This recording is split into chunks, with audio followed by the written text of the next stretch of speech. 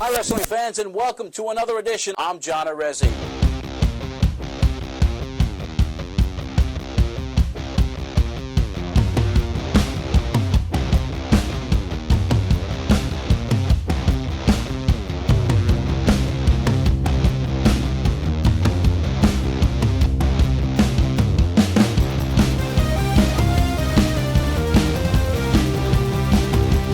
Weighing 225 pounds, John Anthony. Looks like the road's getting a little hot now. Then he's scooped up by the tree.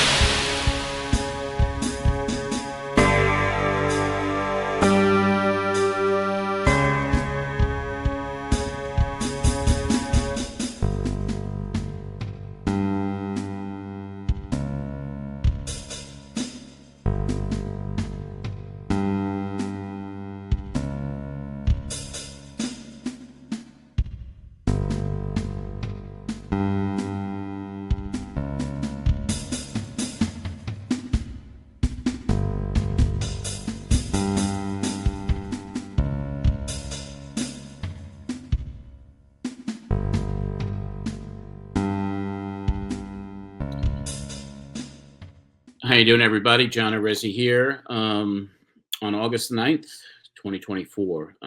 We haven't done a live broadcast in a very long time. I am here to talk about Kevin Sullivan. Kevin Sullivan passed away early this morning.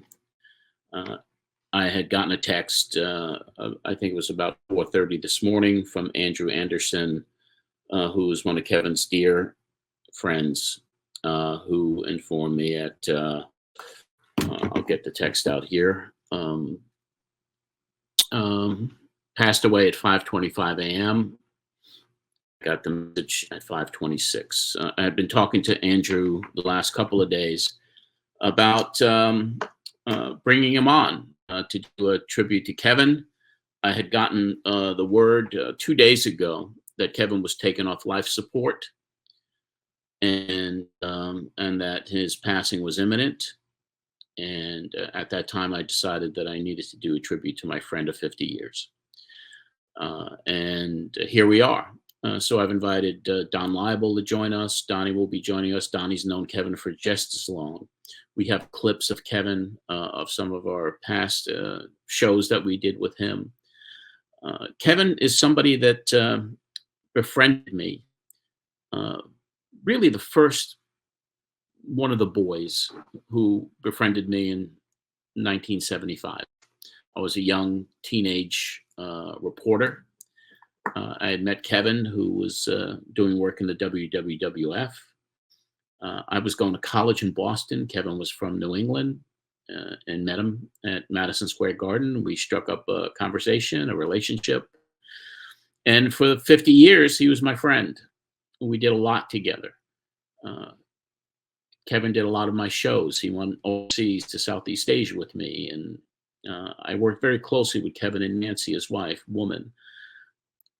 Kevin appeared on my radio show so many times. I took hundreds of pictures of him, interviewed him so many times. He did every one of my conventions. He worked with me on other shows I produced, and I am so devastated and sad right now. When I found out, what happened to him, and the GoFundMe was set up and everyone contributed, and I was hoping he was in rehab. I was hoping that, he would be in rehab and then come back home and go back out on the circuit, because I know he loved doing these conventions. The last time I saw Kevin live was at the Cauliflower Alley reunion in 2019. It had been a long time. We reacquainted. We got his new phone numbers. We had a lot of conversations up till not too long ago. And I love the man. And I can't tell you how much I love Kevin Sullivan and how close of a friendship I had with him. What a mentor he was to me. So today we're going to pay tribute to him. It's going to be hard to do it, but we're going to make the best of it, and we're going to relive some great memories about Kevin Sullivan. I want to bring on Marsh, and Marsh has been working very hard this morning and early afternoon to pull clips. Marsh, thank you for all the work, first and foremost, for getting everything together for this kind of impromptu appearance. We were going to tape a broadcast for my Pro Wrestling Spotlight Rewind podcast, but I said, let's go live. And I'm happy that we're able to do that. Yeah, absolutely. Me too. I mean, yeah, I knew we were going to have to do something for him. And I mean, I have to thank you first and foremost for taking me out to the Cauliflower Alley Club a couple years ago when you did, because that was the last time I got to see him in person. And I got to talk to him for a little while, and he even approached me at one point, and I don't even think he realized at the time that I was working with you. And I just got to shoot the shit with him for a little bit. And I remember thinking just how incredibly cool that was, because he was also, and I told him this, I know everyone in the Attitude Era talks about NWO, the Nitro Wars and all that. But for me during that era, the Taskmaster was absolutely my can't miss. If he was on TV, I was watching it, because I was also young at that age. That was my first really impression of him. I didn't know about all the other great stuff he had done. Yeah. I mean, he captivated me. So, yeah. Well, thank you for allowing me the chance to get to meet him a couple of times. He's such a great guy, and what a creative genius he was. And we're getting a lot of comments coming in, so please keep them coming. I see Dave Drace and Dave Brzezinski, who's commented, and other people here who were sharing their memories as well. So yeah, Marsh, we're gonna have we're gonna have a good show to tribute our friend today, and we've got some cool clips to play and some interviews and audio and video. And but let's bring Donnie Laible on, because Donnie, there he is. Hey, Don. Hey guys. Thank you first and foremost for joining us here today, because you knew Kevin about just as long as I did, 50 years. Yeah, it's so. It's a pleasure for me to talk about people that I grew up with in wrestling, people that you get to know later in life, aside from the public side of them. And I mean, for me, being here in Florida, Kevin Sullivan, back particularly in the early 80s, working out at a Tampa office with Eddie Graham and Dusty Rhodes, boy, he was a huge star down here working in Southwest Florida, all the way down to Miami. But my first time I met Kevin Sullivan was maybe 76, 77. When I would go to, back then, the WWF would run shows in armories. It was very personal, whether it was in Albany, New York, or places like Holyoke and Chicopee in the Springfield area. And I would go to the arenas there, and then the boys would hang around by the dressing room door area, and people were getting autographs and all. And I was trying to get an interview with Kevin Sullivan, and in Holyoke, one day he did. And I told him, I said, I'd like to do a story for Ring Magazine. He didn't know me from anybody, and I had my little tape recorder with me, and he let me talk to him. And ironically, one of the referees there, by the name of Fred Sparta, was asking me what I was doing there, because again, this was in the mid 70s when things were so much more closed. Yeah. And when he saw me hanging around there, Kevin had walked away.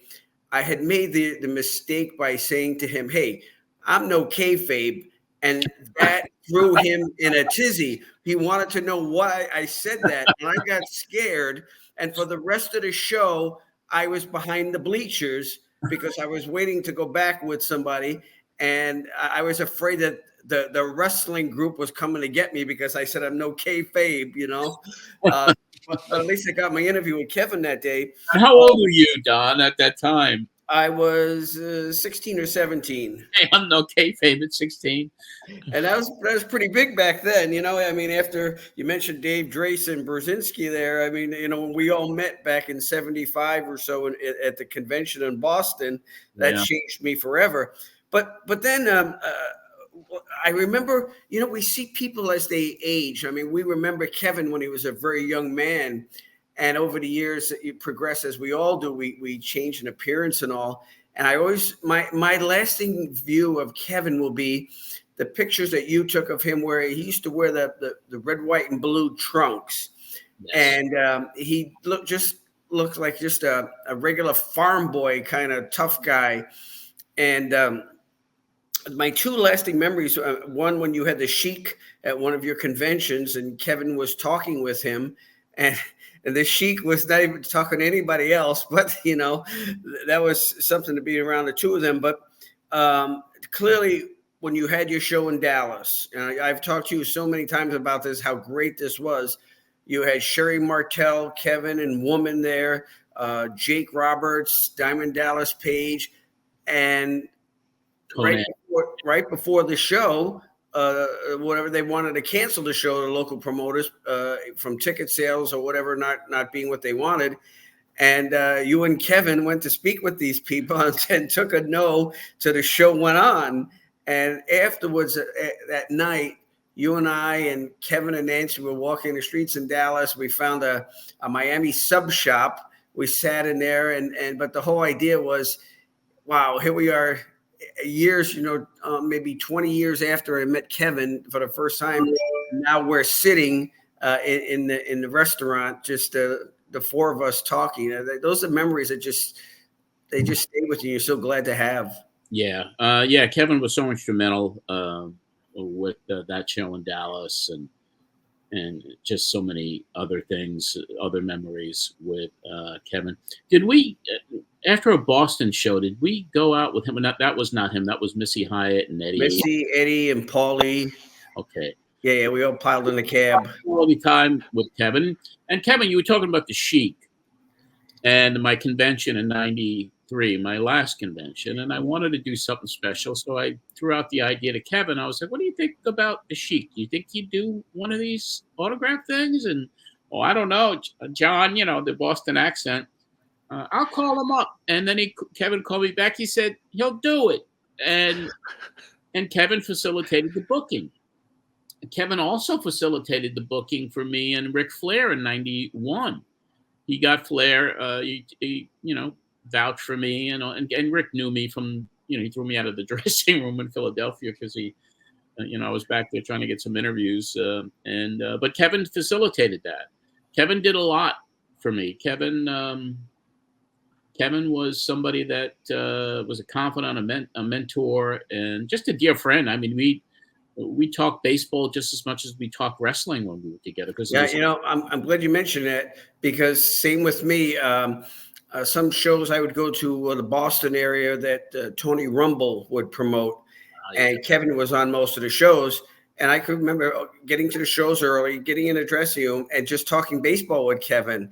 And he'd have that Boston accent about, I don't tell you about those Yankees and those Mets. And one day I gave him a Ted Williams autograph. It was on a Hall of Fame plaque card. And you would have thought I gave him a payday. He was so thankful for that. But I said, you'd enjoy this more than I would, holding on to this. And boy, I know I made his day for that. It was a special time. He loved his Red Sox. Oh, yeah. And, my fondest memories of just hanging out with him and Nancy, and just even overseas when we went to Singapore and Philippine Islands, and just being able to just spend so much time with them. He, when I was looking to book Nancy at I think one of my first autograph signings for Pro Wrestling Spotlight, it was after my first convention, and I asked Kevin, is it okay if I book Nancy? And he was like, yeah, and we cut a deal, and he trusted me with her to make sure that she was taken care of. And And so we went back and forth. And there's multiple appearances on Pro Wrestling Spotlight over the years, dating back to when I did the show in college in 75, 76. Wow. Kevin used to come on that show at that time, and he was a young guy. So we hit it off, and we remained friends. And granted, when I left the wrestling business, you know, you lose touch with people. But once I got back in 2019, and then when I saw Kevin at the Cauliflower Hour convention, it was like no time had passed. Isn't it great? Yeah. Yeah, but it's just a sad day today, and we got a lot of people watching this, which is great, and everybody on here. We got a lot of comments coming in, and so we'll try to get to some of those and read those intermittently as we're doing this broadcast. But Marsh, why don't you kind of, we're going to go on a little bit of a journey, and we'll comment after each one of these little clips and videos and audio pieces. So, Marsh, tell us what we have today. I know we have a combination of a lot of different things to share with everybody. It's a couple different eras and stuff. And like you said, he was on your show in the 70s, so it really wasn't that big of a leap to expect that when you brought Pro Wrestling Spotlight to the radio, that he would be on your flagship show, your primary, your debut. April 9th, 1989. Yeah. And it's just also kind of cool. And it's one of those things I've appreciated about the more I've learned about your relationship with him is he was oftentimes one of your first calls anyways. You're doing something in wrestling, I got to give Kevin a call. Yeah. And he never turned you down, you know? Yeah. So we have this one. This is just, there's not a lot to it. It's not super deep. He was just putting over his program that he had going on, and you were setting with it up. The NWA at the time. With the NWA, and this is just his first appearance on there. And I like your setup on this one too, because this is when they started the program with Teddy Long that brought him into being a manager. And this is pure kayfabe too. Pure kayfabe. First one, the World Tag Team Championship changed hands last week. There's a referee that is now working in the NWA by the name of Teddy Long, and he is, I think he's cracking up, to tell you the truth, because some of the decisions he made and has been making recently do not make any sense. He gave the Road Warriors the fastest count in the world last Sunday as they lost the tag team titles to Dr. Death, Steve Williams, and Mike Rotundo of the Varsity Club. Now, what happened last night in New Haven, I got to speak to all the participants in this big title change. And what we did is we spoke, first of all, to the captain of the Varsity Club, Kevin Sullivan, and what he had to say was that it was not luck. It was just a matter of skill that the Varsity Club defeated the Road Warriors, the most feared tag team in professional wrestling. So right now what we're going to do, we're going to get the comments, first of all, from Kevin Sullivan, the captain of the Varsity Club. For the Pro Wrestling Spotlight here with the captain of the Varsity Club, Kevin Sullivan. Kevin, you guys had some luck last week. You got the World Tag Team Championship. There was no luck to it. There's no luck to it. 1, 2, 3. Maybe a little controversy because the first time anybody's ever seen a lot of controversy. A little. You know, everybody has a different opinion. And what it was the people were shocked because the Road Warriors got beat for the first time on 1, 2, 3. It happens to everybody. It happened to Muhammad Ali. He met his Joe Frazier. It happened to the Road Warriors. They met their Varsity Club. Yeah, but the Road Warriors now are livid. What's the next step here? Obviously, rematch? More livid. That's what's the next step. Is just plan. Anytime they want a rematch, the same outcome is going to happen. The Road Warriors don't have a chance against the Varsity Club. It's that simple. And listen to that. You just keep continuing on with Steiner. When are you going to end it? I'm going to end it pretty soon because I have a plan for Rick Steiner. And believe me, the plan I have will absolutely shock the wrestling world because I am the evil genius of the wrestling business. The Taskmaster, the evil genius. Memories of Kevin Don from that era in 1989? Oh my gosh! I haven't thought about the Varsity Club for a long time. But yeah, what a wonderful tag team. These guys were believable. They were believable because they were muscle. They kept to the mat, and it was a good style of wrestling that you could follow very easily because not a lot of high spots. And it's wonderful you have someone when Kevin Sullivan, the access you had where it was still, you're treating it kayfabe, and I don't know. I get very nostalgic over things like that, and for him to talk to you like that, that brings me back to a good time of wrestling. Yeah, it certainly was. It was, and Kevin was, I was just getting back in the business. And basically Kevin, navigated my way through the backstage and, introduced me around a little bit when I started the radio show. So he was always very helpful, even when I got back in, and always opened doors for me. He really did. So I had a question for both of you guys too, because there's been so many iterations of Kevin Sullivan, and this was obviously the Varsity Club. And I'd mentioned before my favorite iteration was Taskmaster, because it's what I learned him on. What was your guys' favorite era of Sullivan? Well, for me, it was clearly the mid '70s WWF. There was nothing flashy about him. He was pretty much in the opening matches, small in stature, but he always looked thick. His body was in good shape. And when he went out to the ring for that era, he gave you a good pro wrestling match where, people gave their effort. It looked like maybe he has a chance to win. He went down, he got up right away, because he started in the Boston arena with the Santos Wrestling School. And, he learned from a lot of veterans there. And it wasn't all flash. So when he came up, he was finding his way, but clearly seeing him at Madison Square Garden and Nassau Coliseum back in the mid '70s. That was my favorite era. I really liked the chance that we had, and we're going to talk more about it, but Sullivan came on our last iteration of this show. And before he did, John sent me a ton of pictures that he'd taken of him like backstage at Madison Square Garden. And he had like dark brown hair. He wasn't what I saw him all at all, Yeah, I remember back in those early days, like you were mentioning. I mean, he was thick. He had those big thighs and just was and he was tough, and he won a good portion of his matches. So he was always somebody that was kind of B level. He wasn't going to that A level, but he traveled around territories and he just made a name for himself. And then, with his creative mind, the booking then evolved. My favorite era, Kevin, I think I liked every one of them. I really do.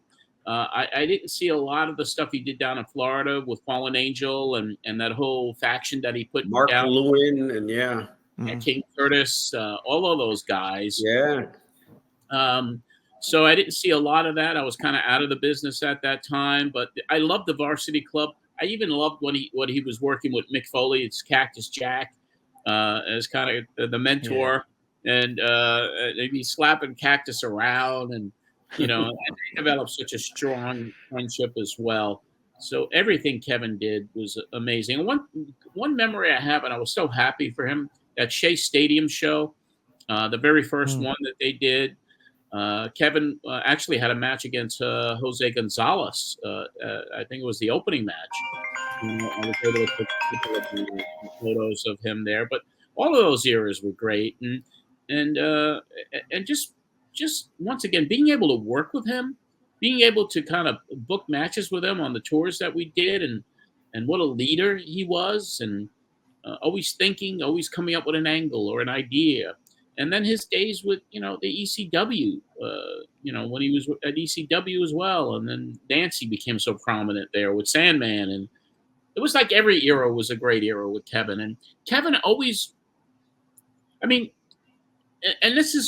I got back into the business in 19, and I met him at CAC, we had our first conversation. He was like, John, get that IWAS started again. I got a lot of people over there in Southeast Asia we can do stuff with.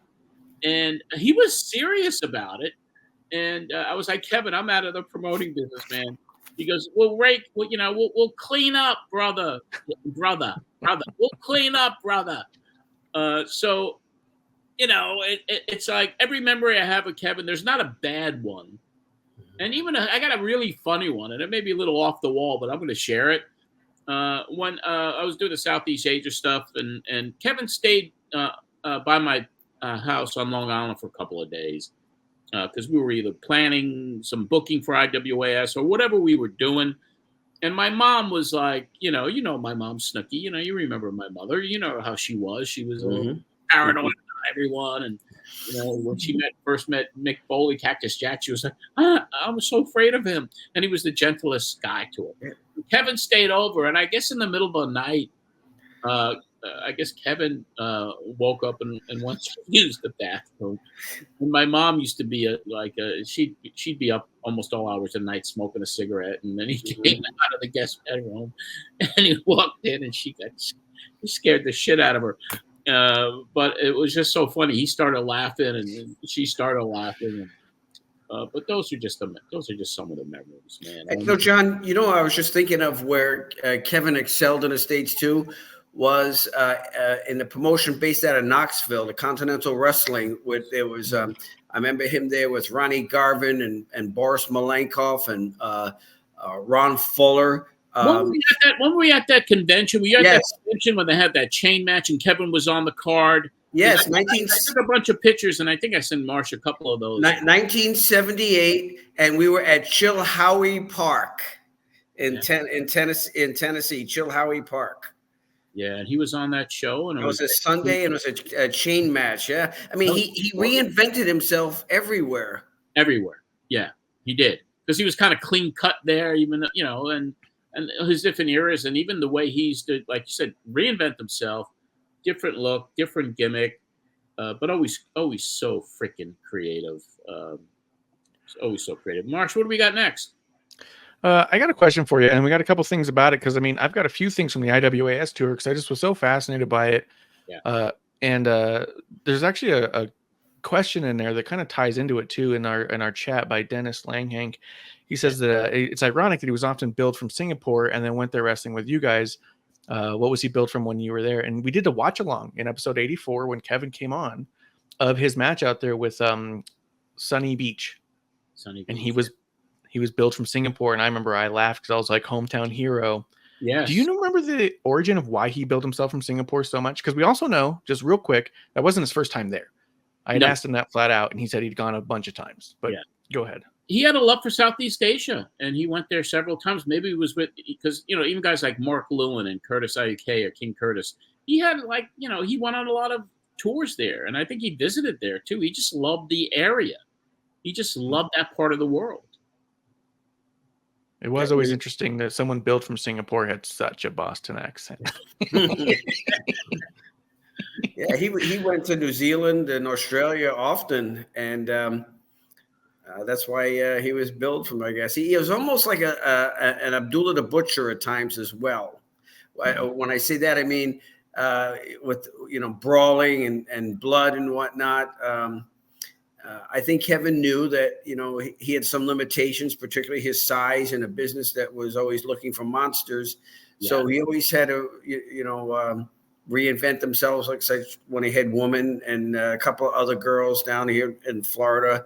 And he had a fair amount of press on that, which was really good. Yeah, absolutely. Let's play a clip of, it's a series of promos back to back to back. It's about 3 minutes long, so there's not a ton of them. But it was getting ready for your IWAS tour, and it was just really kind of cool to see how much he was willing to put in. He didn't half-ass anything. Yeah, it was good.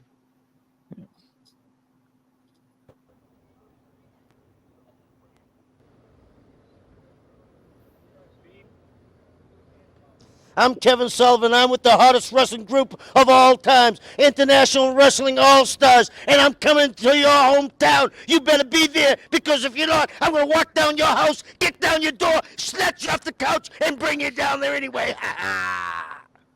Okay. Okay. Same thing? Okay. I'm Kevin Sullivan, and this is none other than the Fallen Angel, and we're coming to your town, International All-Stars, the hottest ticket this summer. Be there. In a few, he starts going towards Jake, too. Where did you guys film this? Okay. We filmed it down in Tampa. Okay.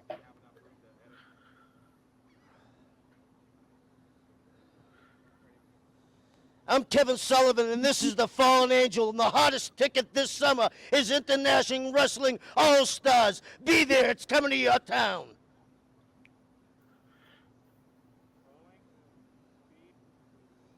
You know, the Fallen Angel is going to accompany me, Kevin Sullivan, to the hottest ticket in the world today, International Wrestling All-Stars, and they're coming to your town. Be there.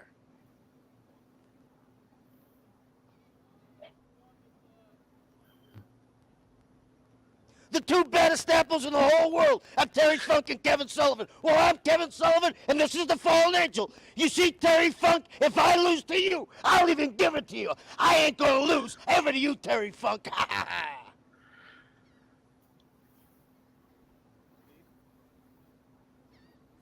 Terry Funk, no company could sign this match, no federation. It took the International Wrestling All-Stars to sign it. You and me, brother, one time only. I'm so confident that I can win, I'll give you the Fallen Angel for a week if I don't.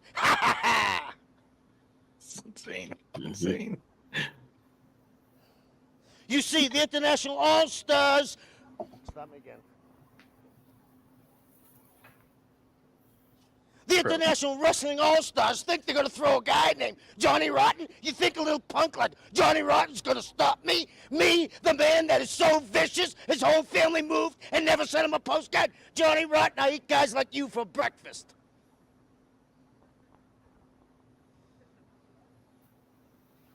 You see, the International Wrestling Stars think they must be President Clinton. Fair trade. They're going to deal with Mexicans. The #1 Mexican champion of the world, Conan. Well, Conan, you're going to meet the buck stops here, Sullivan, because once I get through with you, you're going back over the Rio Grande in a pine box. Fair trade or no fair trade?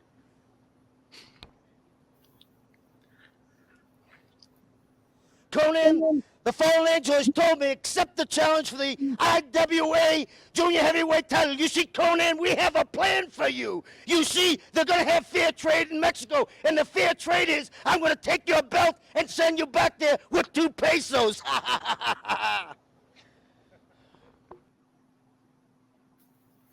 Very cool. Yeah, he worked Conan. Conan loved it. Conan and Kevin hit it off. I mean, immediately, and what a friendship developed there.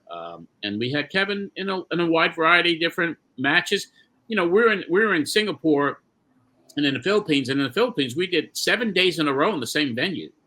And some of them were matinees and an evening show. So we had to be really creative in the booking. So everybody got to work with everybody else. You know, so it was really, really cool. And, you know, all of that IWS tour, that footage with Kevin and everybody else on that tour, it was loaded. And Kevin was, you know, kind of my right hand on that entire run. It was amazing. John, do you have any idea of where his services will be and when?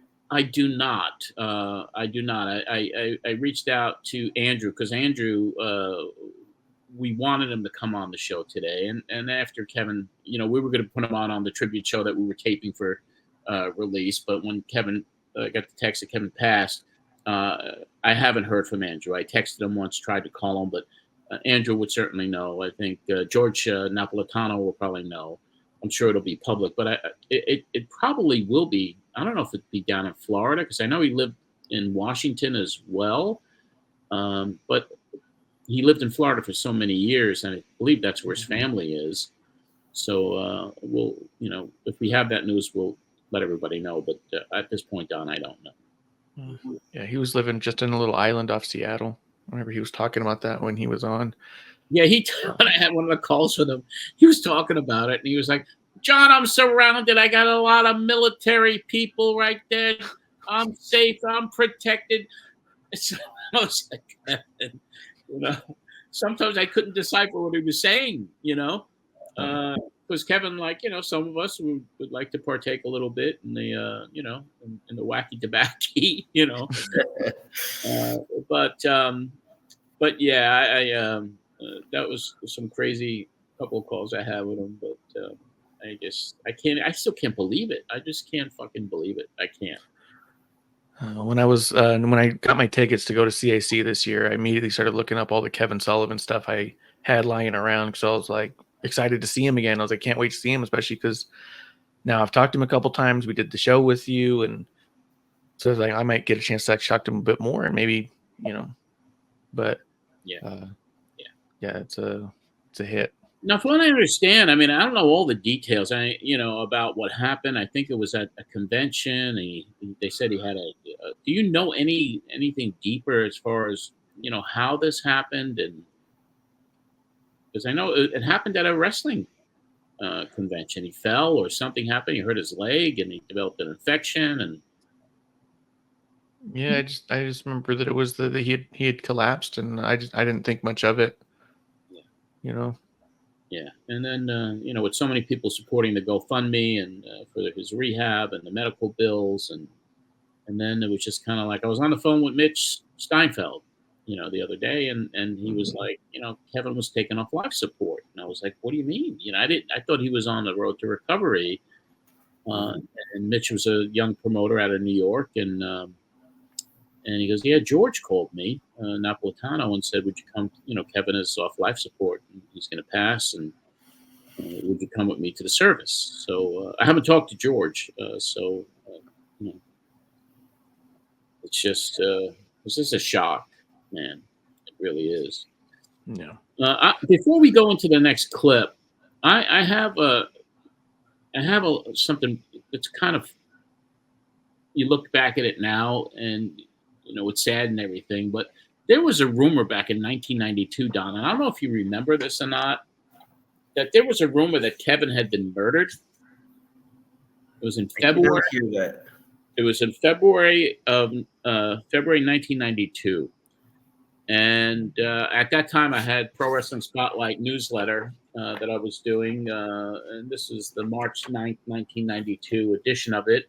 And I'm going to read it so everyone can kind of get an idea. And this is, it's hilarious in a lot of ways. So here's the actual article that I wrote. And it is entitled, "You Can't Kill the Devil or the Death of Kevin Sullivan." So I'll read it. And it was crazy now that you look back at it. It goes like this. Kevin Sullivan is one of my closest friends in the wrestling business. I've known Kevin since 1975 when he was just breaking in. So when I heard about Kevin's death, it stunned me. My phone rang at 1 p.m. on February 17th. Carmine DeSpirito, editor of the Wrestling Eye magazine, a.k.a. the creator, a.k.a. UB Marks, asked if I heard anything about Kevin Sullivan. No, I didn't, I replied. He's dead, said Carmine. Died of an overdose. My heart went into my mouth. I immediately hung up and tried to confirm the story. I first tried Kevin's number. His machine picked up. It was an eerie feeling listening to the voice when he might not be with us any longer. I left a meek message asking someone to please call me regarding something I heard about Kevin, and then I hung up. Calls were placed to George Napolitano, other wrestlers, promoters, and reporters. No one knew anything. Finally, at 5 p.m. that day, I spoke to Kip Fry, who at that time was leading WCW, who informed me that he spoke to Kevin earlier in the day. And I just let out a sigh of relief. My feelings then turned to anger. Who started this rumor and why? That night, I must have received 25 calls, all telling me Kevin Sullivan was dead. And there must have been a dozen different causes of his death, from a drowning to being shot to the drug OD. The stories were getting more fantastic as they were coming in. I was really angry about all of this, but getting more curious about Kevin and Nancy and what was going on and how they were reacting. The following day, I got a call from Nancy. She said that it was a madhouse at their place for the past 2 days. They literally got over 100 calls about Kevin's death. I asked her to have Kevin call me. Later that evening, my phone rang. This is a dead man calling. I picked up and spoke to my dear departed friend Kevin. And what follows is Kevin's description of the events surrounding his death. I'm not going to read it in Kevin's voice, but this is what Kevin said in the interview that I did on the phone with him that I aired on Pro Wrestling Spotlight. John, all this started on Friday. I got a call from Janie at the WCW office, and she said she heard that I died in a car wreck. I assured her I was okay, and that was the end of it. On Sunday, Nancy and I went to get Oliver Humperdinck, to go to the Ed Gertner memorial service, in the car, Hump told me he got a call from a girl he knows in Charlotte, North Carolina, who said I was shot in a bar. This was even stranger. We stayed away from home on Sunday, and Monday we get home at 5:30, and in our parking lot is the chief of police, who's a good friend of mine. He was ready to knock down my door because he heard I was dead inside the apartment. We got in the house, and there was 100 calls on the machine. Here I was at a memorial service for a friend, and everyone's saying I'm dead. It's nuts. The craziest story we heard was that Hump was at my house with two guys. There was a drug deal that went bad, and I had a gunfight. I was shooting everyone. I was killed, and Hump was kidnapped. What the hell could you get for a ransom for Humperdinck? 2 pairs of sweat socks? Then we heard Nancy was locked up for conspiracy. It was mad. At least I know I got a lot of friends. Apparently, the rumor started on the CompuServe computer service, which has a Wrestling Insider information program. The mix-up probably resulted with confusion over Buzz Sawyer's death and some idiot not knowing the facts. The story is funny in a way now, but when you hear about the death of a friend, it's scary. Nancy summed it up when she said, "Remember one thing, John, you can't kill the devil." Crazy stuff. Remember something like that happened back. Sometime it was in the maybe the 90s. I'm sorry. It was something back in the 90s about Perry Saturn was killed. And I heard all kinds of things, whether he jumped out a window, died of a drug overdose or something like that. And things just cascade with, sometimes with all that. The rumor mill, mill, I'm sure. But that was and it was kind of ironic because I didn't even remember it.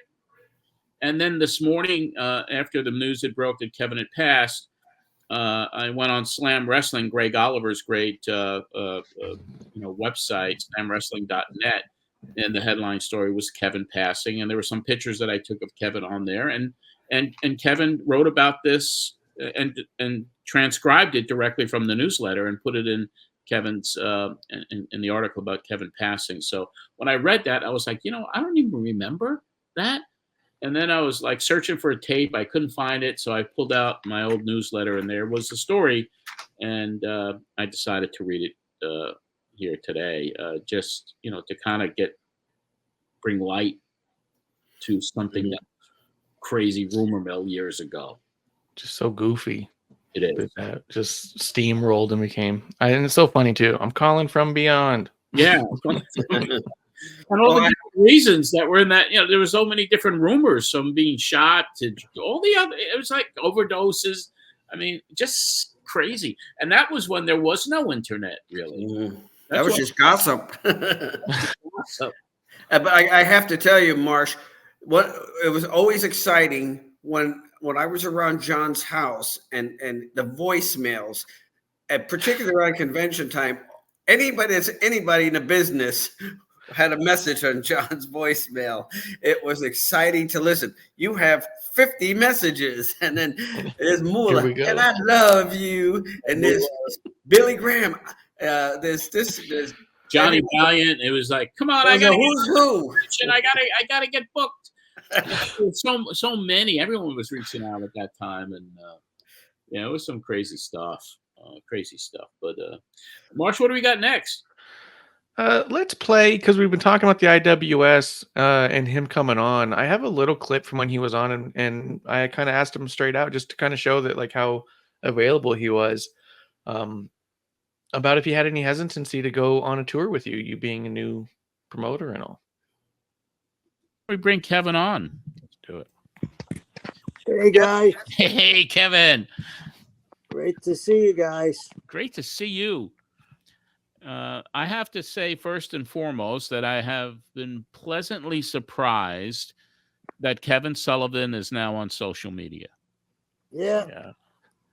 I mean, I live on an island. I couldn't be any more isolated. I thought I'd come in to the world again.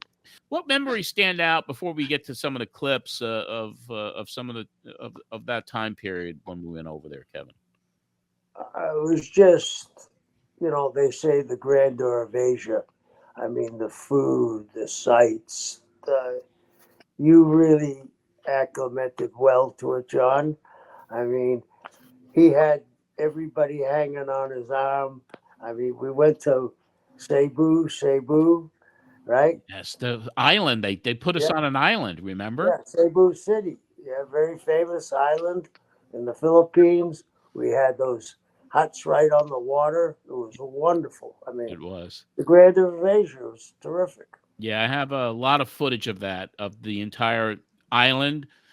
I don't have the footage. I've kind of edited the footage out of me getting oiled by some of the locals. Yeah, I actually had a wonderful couple of days there because I went diving.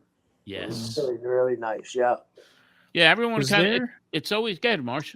Was there any hesitation when you got the call from John about doing this tour? Because you No. had never been out there, right? Oh, did you say I'd never been? No, I'm asking, had you ever been out that way? Oh, yeah, I've been there quite a bit. Yeah. Okay. So I love that part of the world. Yeah. Yeah. So you jumped right on it? No hesitation? No hesitation. And, it's my friend John, so I knew everything was going to be great. Yeah. What could go wrong? Johnny's bringing me out. Hey, that was a great tour. I mean, the promoters put us on this little private island, and it was filled with food, and there were girls, there was scuba diving, there was jet skiing, and the whole tour, everyone that was on the tour. We had Diamond Dallas Page and Bob Orton and Conan and the Mexican Minis and the Power Twins and Sonny Beach and Kevin and Wendy Richter, Medusa, Greg Valentine. It was loaded. It was a loaded tour, and everyone, and that was the thing. It was a good tour. Everybody got along. Paul E was even there. Paul Heyman, he came for the first week, and that's where he put Public Enemy together. Ted Petty and Mike Dorham, Johnny Rotten, Rocco Rock, and it's like, so he saw them there, and he got to meet Conan for the first time there, and so that was that was a good feeling, and everyone treated us like gold there, and there were some shenanigans that went on, as you would. I think Johnny Rotten actually crashed a party of Imelda Marcos in the hotel. We were at the Manila Hotel, but everyone, especially going there, coming back, the plane trips, everyone had a wonderful time. Everyone had a wonderful time. Even Warlord and Barbarian, even Warlord was a little cranky if he didn't get to eat on time, but he was the only one I was kind of scared of, because he was like, "What are we gonna eat? When do I get to work out?" Was that the only time that Paul would have managed Warlord and Barbarian? Probably, yeah. Yeah, we cut promos, and they were the IWAS Tag Team Champions, and Paul was there managing them, and he also managed DDP. He also managed Bob Orton. It was like he was doing triple, quadruple duty. But after the first 7 days of a 2.5-week tour, he says, "I'm going home." I was like, "What do you mean?" "I'm going home. I got the numbers I need. I got everything I need. I'm leaving." And he left, and he was gone. That was the end of it. And he didn't even travel with the group going over there. He came by himself. A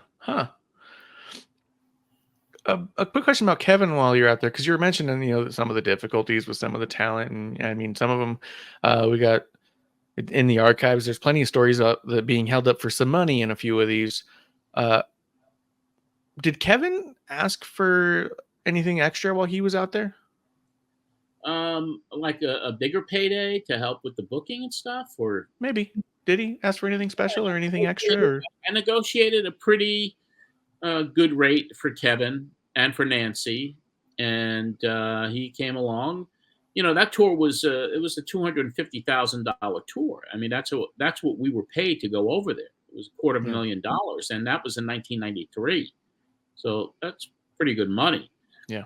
The ones I had the problems with were Ultimate Warrior, who was supposed to be on the tour, and then I agreed to pay him $25,000, and then he wanted $50,000, and I had to agree to pay $50,000. And then my advertising started. He hadn't signed his contract, and then there was 3-4 weeks before the tour, I'm in my lawyer's office, Ron Scholar, who eventually we worked together to bring AAA to the United States, and Warrior is on the phone, with Ron and I, and Jake Roberts and DDP are in the waiting room waiting to come in to get their contract signed and get their deposits. And Warrior's like, John, I can't go unless you give me $100,000. So I was like, I can't do that. And then the voices raised, and and finally he said, I ain't going unless I get 100,000. I said, well, you agreed to 25. Then I agreed to bump it up to 50. I can't, and I won't pay you $100,000. Well, I'm not going to go. I said, well, go fuck yourself. And I hung up on him. 2 seconds later, Jake comes in because I agreed to pay Jake. I think it was like 15, 20, something like that. You were going to pay that son of a bitch $50,000, and then he held me up for more money. So, yeah. But Kevin was much. No one else asked for anything more. It was just Jake holding me up. Even when we were there, did a couple of double shots. Jake, and I think Kevin tried to talk to him too, but Jake was Jake. Jake. Yeah. Jake. John, did he not have before you went on the tour, before you left with Kennedy or whatever? Didn't Jake have a problem with his snake? Did he have it killed or something?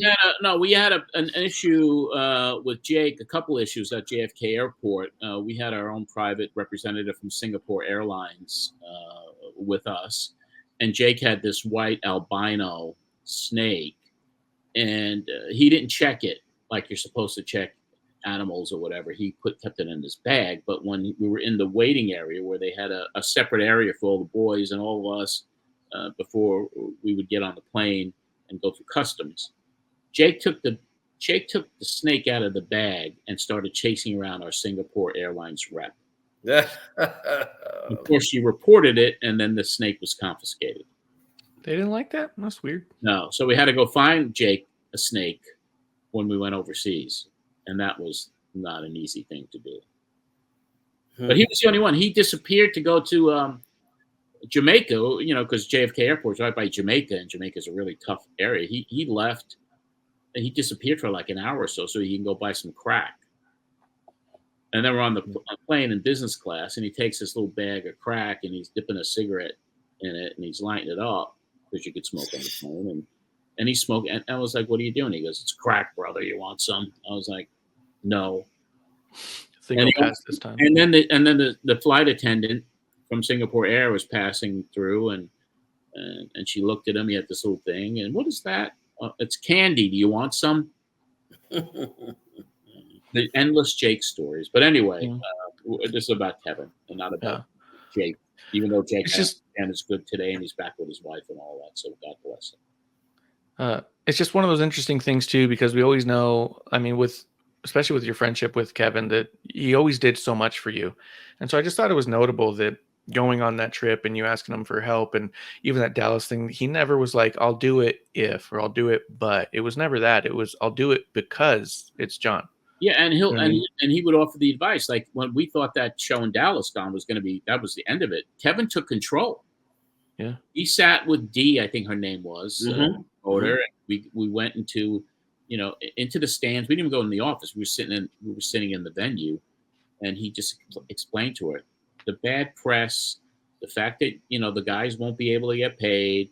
This will be bad for your reputation. You roll the dice when you do a show, and he convinced her that, and she left and came back with the rest of the second half of the money, and we were able to get everybody paid in full, and everybody went home happy, even though she lost money, which was certainly unfortunate. And I took a lot of heat on that because it was a dead market, because they were giving away free tickets at the Sportatorium every Friday, and here I am trying to sell this all-star card with big names on it, but the market was dead.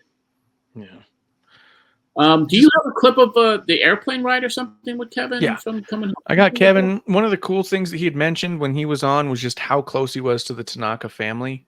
Yes. And it was evident in this. There's I shortened it to just their segment because you have a few minutes long clip, and I believe it's on your YouTube somewhere. Yeah, so everything's on, everything that we're pulling also, all the video is on our Pro Wrestling Spotlight YouTube channel. Yeah, it's all there. And this was just that segment because you go and show everybody doing everything. And one of my favorite moments on there was that you get a zoom in of Medusa's new engagement ring that they had gotten. Her and Greg had just gotten engaged. Valentine on that tour. Yeah, and I thought that was so cool. They bought new Rolexes too. It was Yeah. Yeah, when you filmed that, or when I came across that, I remember sending that to her and being like, "Did you see this? Do you remember this?" And she's like, "Oh my god, that's so great." But this is Kevin and Pat Tanaka just hanging out in the back of the plane, having drinks together, just goofing. Hey, the two gamblers. I'm having both drinks. Hey, we kill him in Manila, brother. Kill him in Manila. The trip is over. Thank you very much for everything. Thank you, John. That's good, John. In here, John? John's hand. We're just getting you back here to get smashed for a little while. We came on the flight in a good mood. We're coming back in a good mood, which is unusual. Well, that's good, brother. I'm glad to hear it. It didn't look like you're too happy back here. I needed to unwind. Yes. That's cool, boy. That's great. Yeah, they were all happy. Everyone had a good time. And Tanaka was right. Me and Pat would hit the casinos and play blackjack, and we did quite well over there actually at the time. But everyone was fun. Everyone was happy. You can see that. Everyone was happy. And normally in wrestling, especially if you do something overseas or you go, it's a lot of people are just bitching, moaning, griping, but everyone came home happy. And Kevin and Nancy had such a wonderful time there. Wonderful time. Yeah, it's really cool, man. I love it too. When he was on episode 84, no matter how much I tried to dig out of him about stories from Singapore, he just kept going back to the food. So good. It's just, the food was top notch. And he was blown away by the food more than anything is what I gathered. You know what I particularly liked in that last clip was Nancy on the far right, just waving and being happy and thoroughly being happy, smiling. And, here we are mourning the loss of our friend Kevin, and, she's gone. And it's just another part of your life that, as you get older, you start losing people. It's tough. Yeah. And in different ways, of course, Kevin, and unexpected with him, and Nancy, of course, what happened with her. And that was probably these two. I mean, out of all the deaths, and losing Bruno a few years ago, and people I was close to, Billy Graham passing, but Kevin and Nancy were special to me. I mean, I just loved them like family. And when she passed and the way she passed, I couldn't get over that for a long, long time. And even, knowing now that Kevin's not with us anymore, it's not easy. It's not easy. That sucked. As soon as I heard he was even sick, I was like, no. But yeah, no, like you said, Donnie, just how happy they were. I also took note of the fact that it's funny that you mentioned she was on the far right, and I was all like, it's funny to me that Kevin wasn't in the middle. He was on the window. Right. Pat was in the middle, and then she was on the end. And I was like, it's just kind of funny because to me solidified even more just how tight he was with Pat. Yes. You know what I mean? Like, it's and Pat was over. Pat was over. We billed him from Manila. Yeah. And we put the strap on him. He beat Bob Orton. He beat him bloody, right? Oh yeah, and then Orton, busted him open with a shot to the head with the belt, and yeah, we had some bloody matches over there, and the people were they were shocked. It was almost like it wasn't like a traditional American audience because they were quiet, they would cheer, and they would get shocked at some of these things. Yeah. Do you remember where you did the IWAS show that had Conan versus Sabu? That was stateside, right? Actually, Don, you were there. It was in Caracas, Venezuela. Caracas, yes, we were there. Yes. Yeah, it was Rey Mysterio teaming up with Conan against Sabu and Psychosis. Psychosis, that's it. Yes.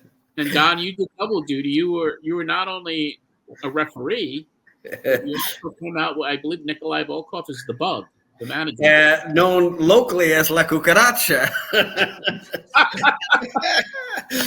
I got to tell you something. We got to laugh, but anybody who knew Nikolai, he's one of the few guys that nobody ever said a bad word about. Nikolai was very tight with the buck, and I can remember when we roomed together. When Nikolai got there, because remember several of the wrestlers had trouble getting out of Beirut, Lebanon. which is amazing. These guys would go for a show over there. And he strung a clothesline across our hotel room and washed his clothes in the bathtub and had clothespins that was hanging the clothes along the clothesline in our hotel room. It was just so classic. That was a crazy few days from the Savoldis booking like some of the same talent I had who didn't show up on mine. Beefcake and Jim Neidhart were two of them. We had Matt Bourne there on that tour. And the craziest thing was Hercules Hernandez, if you remember. Yes. We left him there. We left him in Caracas because he missed his flight. Yeah. Because those two guys, the Sumo Death Team, I guess there were two guys. I don't even know where they came from. I don't even know how I booked them and who referred them. But there was this tag team, and one of the guys separated his shoulder. Yes. In the opening matches. And then the doctor, they prescribed a Percocet or whatever, some painkillers for him. And then he went to get the prescription filled. And then the pharmacist gives the prescription back. Yes, yes. And he shows up at the hotel, look what I got. And then all of a sudden, all the boys started taking the prescription, running to the pharmacy, filling it, and then handing it back to somebody else to get a prescription. Yeah. Wonderful time. But with Hercules, he was so gone that he was passed out in the lobby. And I think maybe you took back, he had his ledger or something with all his personal information and was just laying there. Yeah. But we couldn't get him up. And I was like, we're going to leave you. And he didn't care. And he found his way back. And he got his ledger back eventually. So but that's crazy stuff. Anyway. Tony, you were on the show a number of times, obviously, constantly on the show, but there was a few times I was pulling up these clips of, or just digging through clips, Kevin Sullivan. You interviewed him quite a lot backstage. Was he kind of one of your go-to guys that you knew you could get something out of? Is that for John? No, it was you. You interviewed him backstage, Donnie. Oh, yeah. An awful lot. I know who it was for. Yeah, because you know, again, not everybody would talk to people because there was still some case of kayfabe, or some people weren't trusted well. But when you're around for a while, there becomes a sense of trust. And again, like with me and Kevin, we always talked baseball first. And, you know, it shows that you have other interests than just, give me some information. He wasn't easy for me. He was easy to go to, and all the stories I was doing in the magazines, I'd always do quite a bit on him. It was always positive. I would never do anything to intentionally rip on somebody or whatever. I think they all appreciated, Kevin included, that A, I did something on them, and B, it was always putting them over. Yeah, absolutely. And I'm asking some of these questions because I just can't put over enough how much I've heard and come to understand of just what a good dude he was and how genuine he was overall. As much as people want to talk about how much of a genius he is, which is 100% true, I've also never heard anybody say they had a hard time working with him or that he was difficult in any way. Yeah, me either.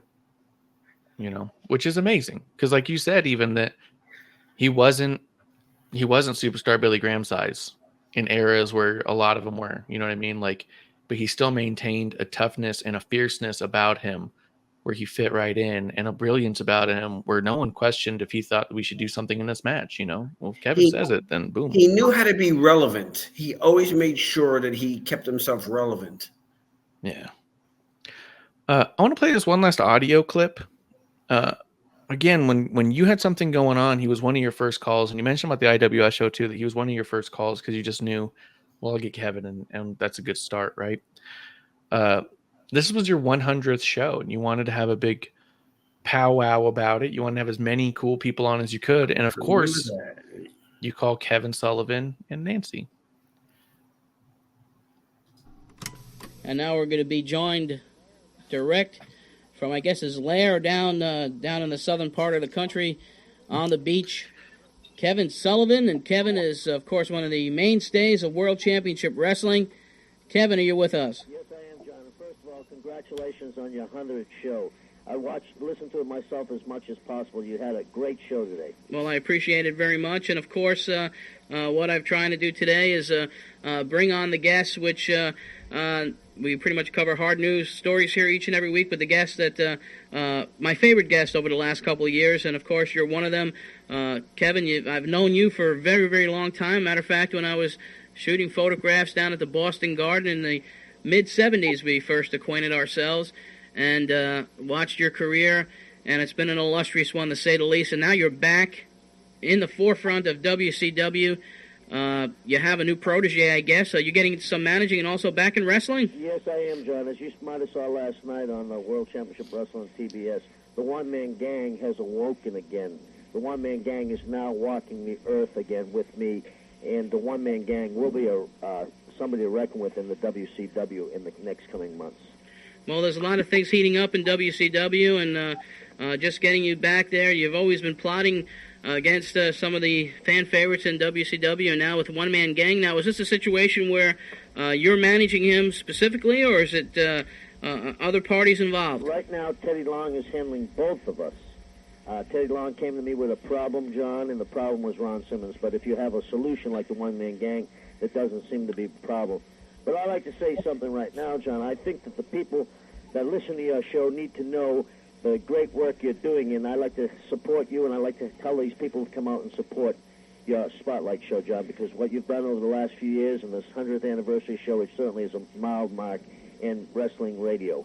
Well, we certainly enjoy doing the program each and every week and putting on the fans' conventions that we do and the bus trips, the luncheons, the video parties. And it's just costly to be here on the air each and every week, and we hope that the fans listen to us and hopefully support us by joining our booster club and getting plugs you just gave me, and Terry Funk and Jim Cornette.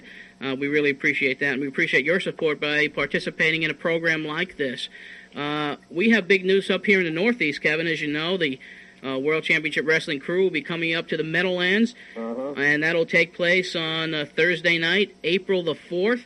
And will you be participating in this extravaganza? Yes, I will, John. I wouldn't miss it coming up to the Northeast again. You know, I'm originally from there.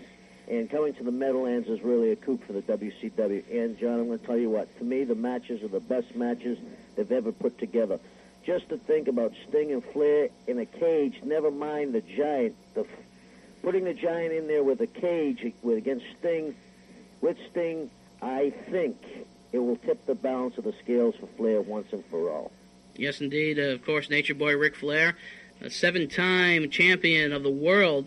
And I heard a rumor, I don't know if you could substantiate this or if you know anything about it. Is it true that the World Championship Wrestling is planning a Clash of the Champions to be broadcast from the Meadowlands? Do you know anything about that? I heard, John, that has been a rumor I've heard before, that there may be a clash coming from the Meadowlands, and I wouldn't doubt it. There's a lot of things happening in WCW. Well, we're all happy that the organization is branching up here to the Northeast, and if there is a clash taking place from the Meadowlands, I am sure that the fans will definitely come out to support that, and it will be one heck of a show. I certainly will be, John. I mean, I'm looking for it. I like to, like you've done a lot of support for the WCW, and I like to see the people support you, especially on these bus trips you have and your show. I mean, I think your show is a worthy thing. It promotes wrestling, and I like to reach out to all the people and say, support John Arezzi at this time. No matter how much you tried to go kayfabe, he kept going, I'm here for you today, pal. And it was so funny because Mick Foley showed up, Cactus Jack shows up, and towards the end, and then Cactus and Mick, were talking on the air, and yeah, that was a special day, the 100th show. And Don, I think you did almost every single one of them with me too. Yeah. It's funny you mentioned the Clash of Champions. I was at the one at the New York Knockouts, the one they had up in Albany area. That was a tremendous show. Yeah, that was cool. Yeah, that was a lot of special memories, man. And I just can't believe he's gone. But I think that's about it for the clips too, right, Marsh? Is that? I think that's what we have, unless there's something you want me to dig up real quick. We have another clip that I'd like to hold off on because I think it would be really nice to get Anderson on. And Anderson, like you had mentioned before, was really tight with him, and actually he won an award at CAC, and Kevin's the one who inducted him, and so I found that little speech, and I'd like to see that with him at some point. Yeah, So I'm gonna that hold would on be to that. good. You know, and it's kind of funny because at that I didn't remember Andrew from years ago. I didn't. I had no clue. And then when he saw me, he came up to me and just started hugging me and thanking me. He goes, "You don't know what you did. You changed my life." I was like, "What do you mean?" I don't even remember the guy. I didn't. Yeah. Oops. Because he met Kevin at my convention. That's where they first met. How old was he? Would he have been at one of your conventions? Yeah. He was young. He was young, and Kevin and they hit it off. And every convention that Kevin was at, Andrew was there with him. I mean, over all these years and traveling together. And so we will bring Andrew on because I'm sure he's got some amazing memories of Kevin, and we'll share more stuff on Pro Wrestling Spotlight Rewind on the podcast and YouTube. But I had to do this today. Yeah. I mean, I didn't want to wait. I didn't want to wait to tape a show and then release the show as we do each and every week, the Pro Wrestling Spotlight Rewind. And Don, listening back to these first shows that we're going through now, we brought you on initially as almost like an indie wrestling reporter. Mm-hmm. And it wasn't a week until I think we got into the second month of the run of the show. Then you became the guy with the news capsule. Well, yeah, because I'm sure I badgered you for that. But what happened was I've told this story before when the NWA had their big show in Boston in '89. It could have been June or July of '89. You went to that show, and that's when I hadn't seen you in a while.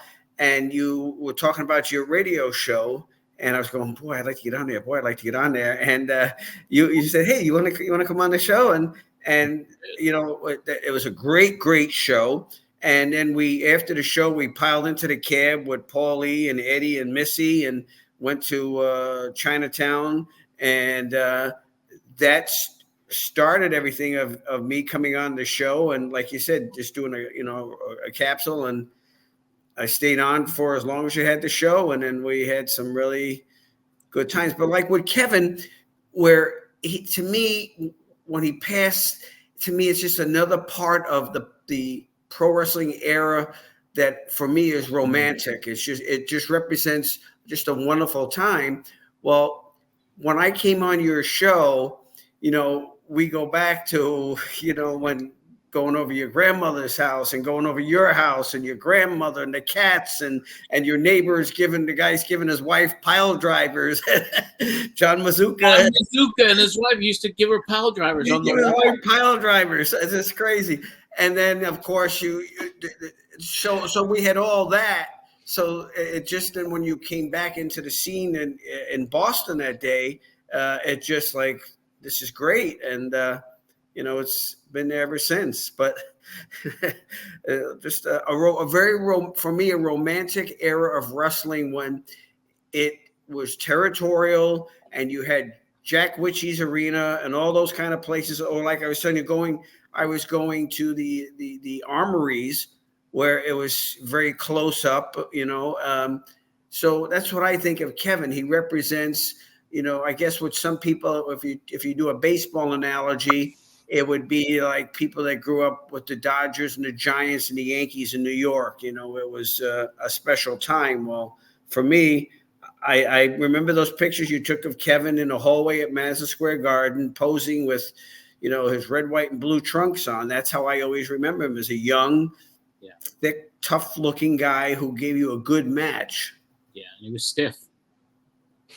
He worked stiff. He was something else, man. To this day, and I can't believe he. John, back in the early '70s, there was a wrestler who was on shows mainly in New England, a preliminary guy by the name of Gene Dundee, who was really his dad was the one who had the wrestling school at the Boston Arena. So that was one of Kevin's trainers. So whenever I would see him, on whether it's at Witchy's or even at Boston Gardens or whatever, those shows in the Boston area, that's who was one of Kevin's trainers, at the Boston Arena. Wow. Well, I really appreciate everyone joining us here today. Oh, it's wonderful. Comments here from everyone. And Marsh, you put this together pretty damn quick. Thank you, Marsh. It's really amazing. And, for everybody out there, I mean, we do the Pro Wrestling Spotlight Rewind every week. We started again, Don. We started from the beginning again with the Soundville Media that's distributing our show. And so this is as I said, this is the last time we're doing it. So we're in 1989 now. The show runs to 1995. So we're 35 years into it. So if you want to check us out on any of the podcast platforms, just look for Pro Wrestling Spotlight Rewind or Pro Wrestling Spotlight, the YouTube channel. There's so much content up there. A lot of content of Kevin, matches of Kevin, from Singapore and the Philippines. So that's youtube.com/Pro Wrestling Spotlight. Lots of content. Subscribe to it if you can. And we're going to be talking more about Kevin in the weeks to come. And we'll try to get Andrew on after everything settles down a little bit. And we'll try to get a few more people on and give us some more memories, play some more clips of Kevin. And maybe we'll do this live thing again too. Under better circumstances, but and maybe to follow up with a little bit more Kevin stuff. But Marsh, I want to thank you, Don, my friend, my dear friend of 50 years. You mean so much to me in my life, and you've always been there, right? And everything, conventions, everything, tours. And your mother liked me. My mom did like you. Rest in peace, Mom. But she loved Donnie, and my sister did. And, yeah. How amazing was it? The one time your mom called in and you were on remote and Donnie's with you on the phone, your mom calls in to check on you during the show. And you're like, is this my mom? I was calling in. I think it was, where the hell was I? Was I in Singapore or no, LA? I was somewhere doing a live remote, and it's like, let's take a call. John, it's Mommy. I was like, what? You're like, that's my mom. And then Don grabs on the phone. Hey, Snooki. So good. But yeah, thank you for being willing to come on immediately and doing this. And I messaged you this morning when you messaged me, and I said, hey, if you want to wait a couple days and we'll just tell patrons everything's going to be late, like, take your time. And you went, I'm feeling it now. Let's go now. And so let's do it. Yeah, let's do it live. So that's what let's do it live. And so yeah, it's good to be able to immediately share this with all the platforms. I think it's on Instagram, YouTube. It's Facebook on the Matt Memories public page there. So I think 3 or 4 different platforms are airing this live right now, and it's amazing, what technology can do these days. And we've had a really good amount of people joining us to remember Kevin and to hear our stories and listen to these little clips and the videos. And because everybody here who's commenting and everybody here who's watching, we all love Kevin Sullivan. We all love the Taskmaster. We loved him and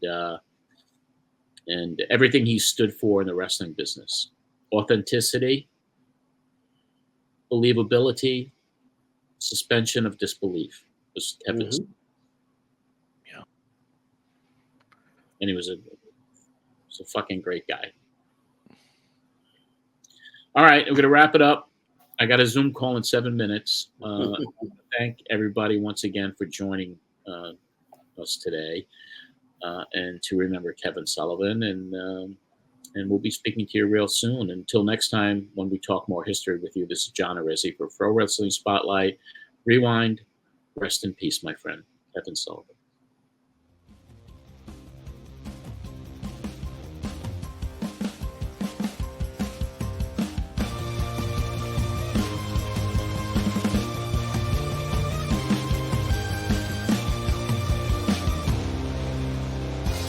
Well, fans, that's all the time we have this week. I'm John Arezzi. See you next time, everybody.